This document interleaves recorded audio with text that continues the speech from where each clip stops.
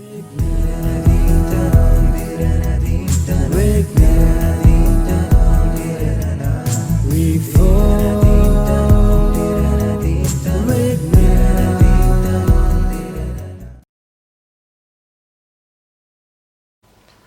morning, students.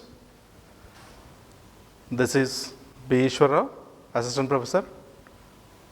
Up to last semester, you people might learn about of microprocessors and microcontrollers and VLSI design.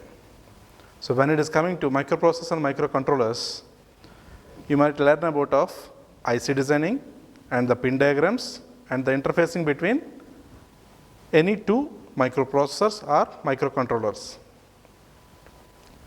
And while it is coming to VLSI system design or VLSI design, how an IC is going to be manufacturing or fabricating, and what are the characteristics that we need to follow when we are fabricating an IC. Now here for the upcoming semester, we are going to learn embedded systems for Internet of Things. So before going to in detail syllabus, just have a pictorial representation which is over here available. So in here you can observe, and this is an IC and having of,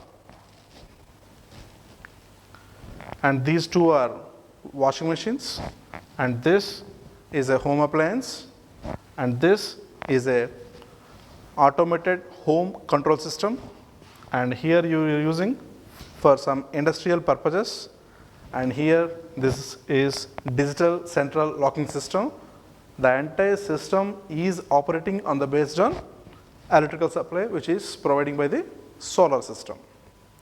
So now we are going to learn how these each and individual is going to be execute with the help of either embedded systems, or we are going to an application part of Internet of Things. So here we have, let's start with embedded systems. Here we have a lot of applications which are supported by the embedded system. Let's have one term, medical applications. What is the use of embedded system in medical applications? How it is going to be implement and helpful to the human beings to take care of their own health. Next one is household applications. Which are the home appliances that we are using to execute or to perform any one of the tasks. And here some is computer complex problems are there, and some more having reliability and having electronics applications and consumer applications, and the entire platforms or domains which are supported by the embedded system, and how the performance is going to be improving with embedded system. Here we are going to discuss about of course outcomes. The first one which will give the detailed architectural view of an embedded system, and the second one is how you are going to implementing an embedded system with the help of EDLC, Embedded Design Life Cycle. Design life cycle means it has a specific procedure to implement an embedded system, and how it is going to be executing, what are the parameters that we need to follow, and what are the criteria that we need to take care. The entire system is going to be discussed with EDLC, Embedded Design Life Cycle. And the third one is embedded system applications to the IoTs, Internet of Things. How we are going to implement an embedded system with the help of IoT, or we are using an embedded system to execute an application of an IoT. Both are going to be discussed. And last one is how an IoT is going to be performed, and what are the characteristics that we need to follow, and what are the domain names that we need to take care. Everything will be available in here, and the entire domain embedded systems and Internet of Things, both the subjects are relevant to real-time application execution. So this is the syllabus that we are going to discuss now in our subject. The first one is Introduction to Embedded Systems. So here we need to discuss about of what is an embedded system and what is the difference between embedded system and general system, and how it is going to be performed, and which is the core objective of an embedded system, and what is the RAM considerations of an embedded system, and what are the I/O devices like sensors and actuators are going to be helped to execute any one of the tasks from an embedded system. And the second one is understanding of EDLC. In this specific chapter, we are going to know about of EDLC, Embedded Design Life Cycle. So what are the specifications that we need to follow?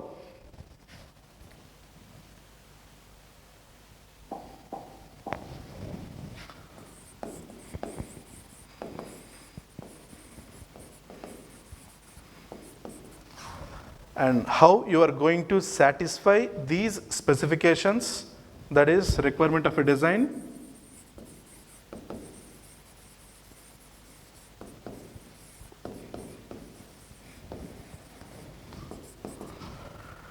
And next, once you know how to satisfy the requirement of a design, then what are the parameters that you need to consider to reach this particular design, and next the layout, how you are going to fabricating this particular embedded system. And third one is understanding of IoT. So IoT means Internet of Things. The entire embedded system is operated to execute any one of the specific application, or it may be supported to few number of applications also. For example, I would like to fabricate, or I will consider as microprocessor 8085 or core to dual or dual to core, which is a processor using as our system processor.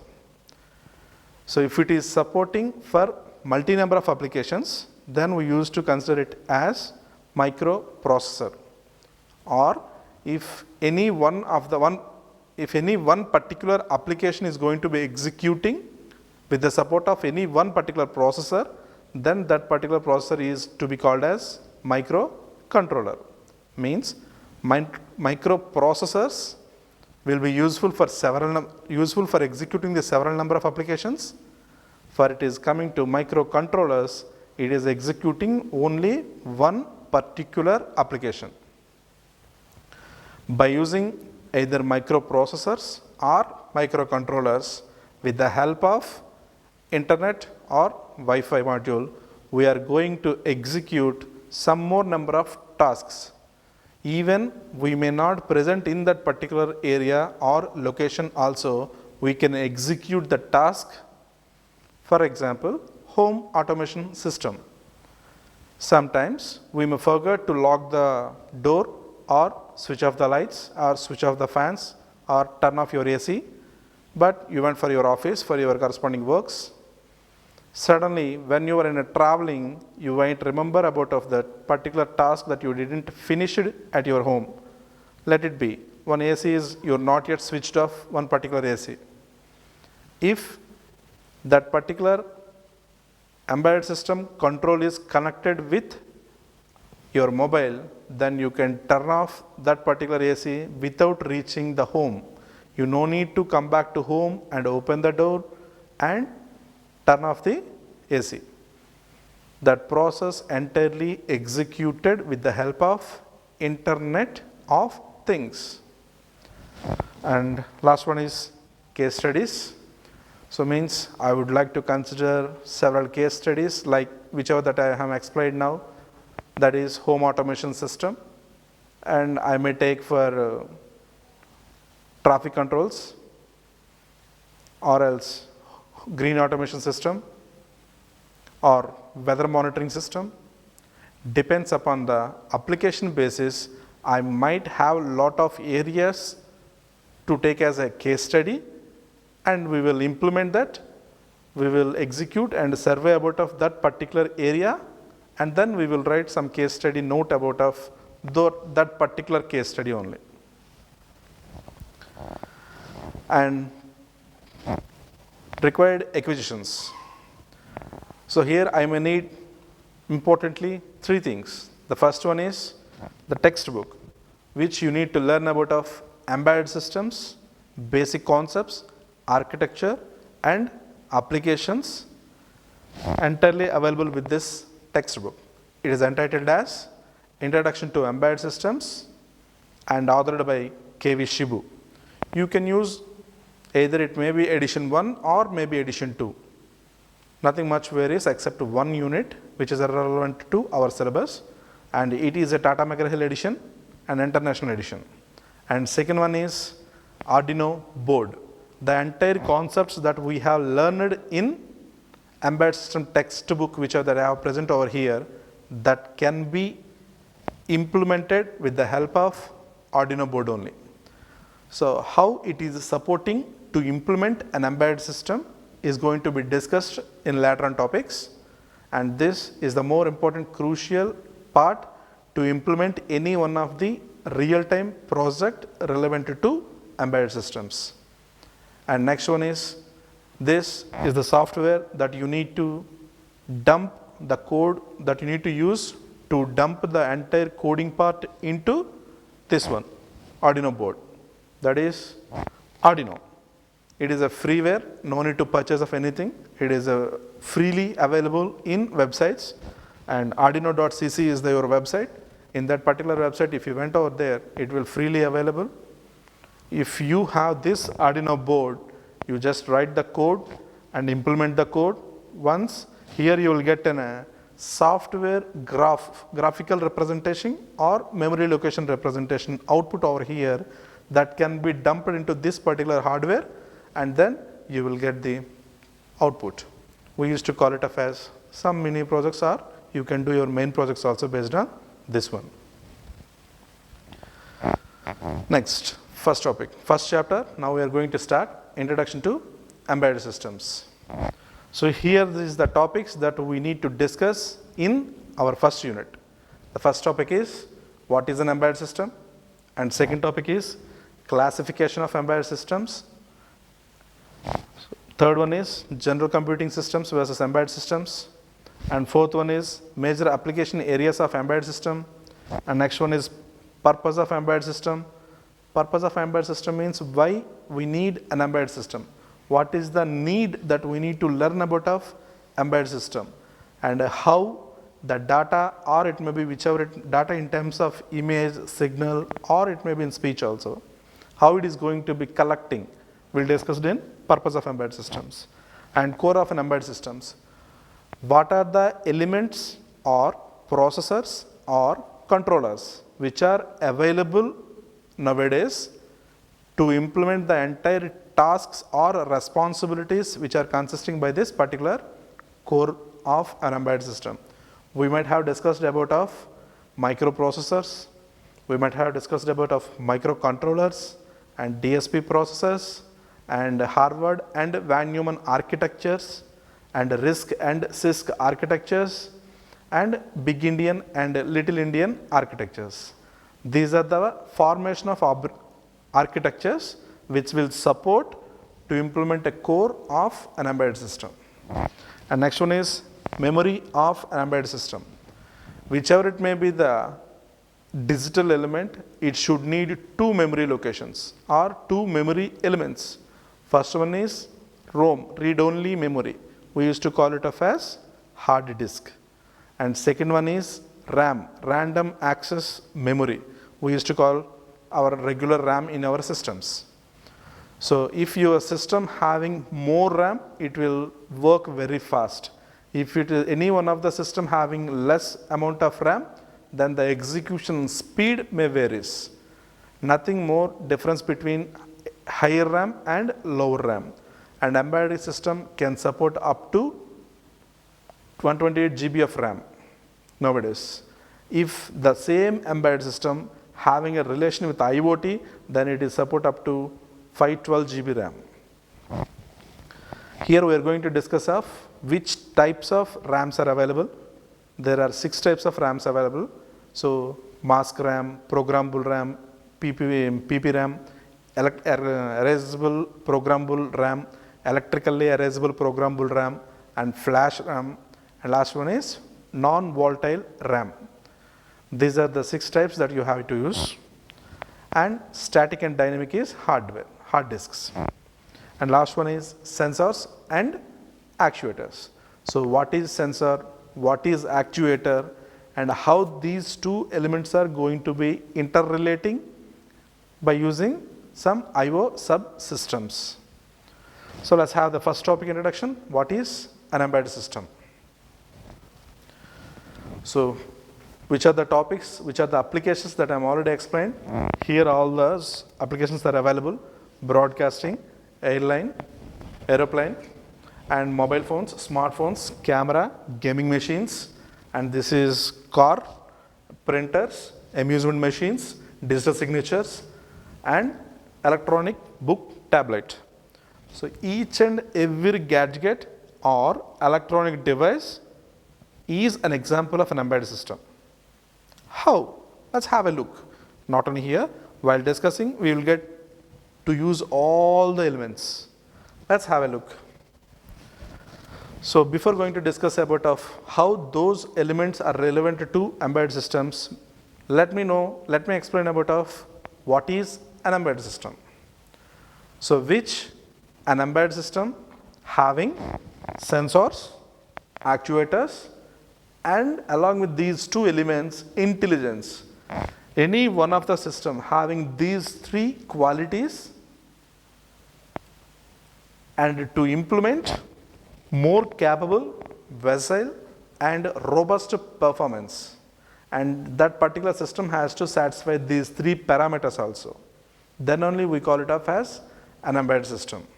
Means a digital system should contain sensors, should contain actuators, and these two should be interrelated by using I/O subsystems, and these entire 3 parts having intelligence.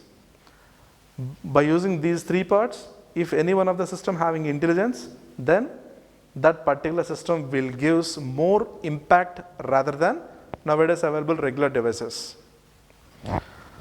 And the clear definition is an embedded system is an electronic or electromechanical system perform a specific function. Only one particular function has to be performed. Means same as like microcontrollers. If it is a microprocessors, it will support for more number of applications. But if it is it supporting for more number of applications? No, it is only performing a specific function. Still it consisting of electronic components, electrical connections with mechanical structures. So it is collaborating work in between electronics, electrical, and mechanical systems. And the more interesting part is, in this entire hardware, software also co-designed. Co-designed means along with the hardware, we need to dump the software to create the interrelation between RAM, ROM, hard disk, and some of the apps which are available. And if you need graphic cards, depends upon your requirement basis, you can create the relation between hardware and software. Have a look about what is sensor, what is actuator. So this is sensor. So I think you might familiar about a pulse oximeter. So it's externally seems to be like this, and you just open the mouth of a pulse oximeter and put your any one of the finger, probably index finger, any one of the finger inside and just close it. Means you are just giving your body, one of the part of your body, giving as input to this pulse oximeter. Then pulse oximeter will do, it will transfer the infrared light and red light through my index finger. Means it is sending the infrared lights and red lights to my body to calculate the fluctuation of my blood pressure and my pulse beating intensity. So then these lights will calculate how this particular person's pulse is there, how this particular person's blood having the oxygen levels. If everything is good, then this will give output as 72 is your heartbeat and 97 is your plates. But if it is reduced, it is not 72, it is reduced to, let it maybe 50 or 60 or 65, then this particular person does not that much of oxygen levels in his body. Simultaneously, if the SpO2 pulse count is not 97, it is reduced to 89 or 85, then he should be in testing stage. Now, what is the use of sensors over here? So sensor is nothing but we are just giving an input as my body or else finger, but this particular task has been executed by the sensors only. Means infrared light travels towards the body. At the same time, this red light also travels towards the body. These lights only will calculate the heartbeat and pulse, and that particular value or the measure of that particular blood pressure and pulse will be declared over here. Means you are giving an input, and based on that particular input, it is executing one task, that is calculating the heart pulse and oxygen levels. And that particular output of that execution is going to be giving us output for us. Means sensor is nothing but which needs an input, but still based on that particular input, it has to perform some other actions, and then it will get final output. That final output is our output. That is what sensor it is. Let's come to the actuators. Actuators means, so I think you might familiar about this particular graph. So whenever you are in ICU or maybe in hospital, the people first check your heartbeat. Most probably available with all the TFIs movies. So this will give your heartbeat and this will gives your pulse, oxygen levels. So means it is just, I think you might be aware of electrodes. If any one of the electrode is going to be placed on your body or chest, that particular electrode will calculate the heartbeat, how it is going to be executing. Means whether the heartbeat is 72 or the heartbeat is 65 or it may be 68 or it may be 50 also. It's just check whether the heart is pumping per minute, it is 62 times or 72 times, and if it is pumping 72 times, it will display 72 times. Here you will get only 72. If it is pumping like 69 only, he will get 69 only. So it is not performing any actions, but the input is giving or taken by the electrode from our body. So electrode taking the measure of our heart pulse, and it is showing that this particular person's heart is beating for 70 or 69 times per minute. And this is also same, oxygen levels in that particular person's body. It will take 93, 94, 95, initially is 93. If any one of the person having less than 93, he has some problem, health issue. So should be, it's 93 only, oxygen levels. For example, we connected one of the electrode on one patient heart who is having heart disease or heart attack. That particular person's heart output seems to be like this only. Just check out the difference between this and this one. This is the intervals between any two spikes are fixed. Means for 70 times or 71 times or 69 times, whatever it is, any two difference between any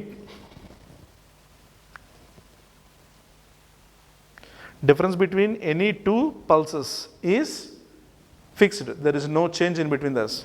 While it is coming to here, when any one of the patient is getting heart attack, the fluctuation or else the beat of heart Either it may have a chance to increase or it may have a chance to decrease. At the same time, the duration between these two pulses will never be equal. Depends upon the intensity, the pulse of a heartbeat patient will be shown over here itself.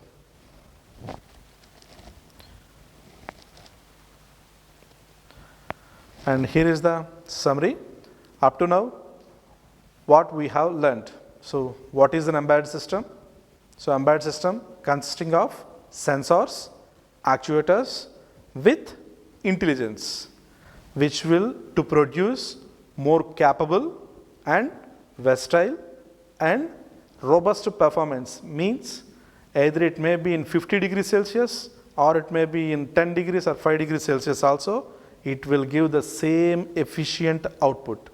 For example, any one of the system is working perfectly with 10 degrees temperature environment. So it is giving 100% efficient output with 10 degrees temperature environment. The same system, if it is manufactured by using embedded system, the same system will give more better performance by keeping it same 10 degrees Celsius. But if you change the temperature, any one of the system may change its own performance. But if it is an embedded system, you may change the temperature controllers, temperature surroundings also, it will give a perfect output. That is the reason why we mostly use it to medical applications to get maximum efficient output to solve that particular patient's problem. And useful for medical applications? Of course, it's operating in real time only. If not, it is real time, we can't able to calculate the heartbeat or else fluctuation of that particular person.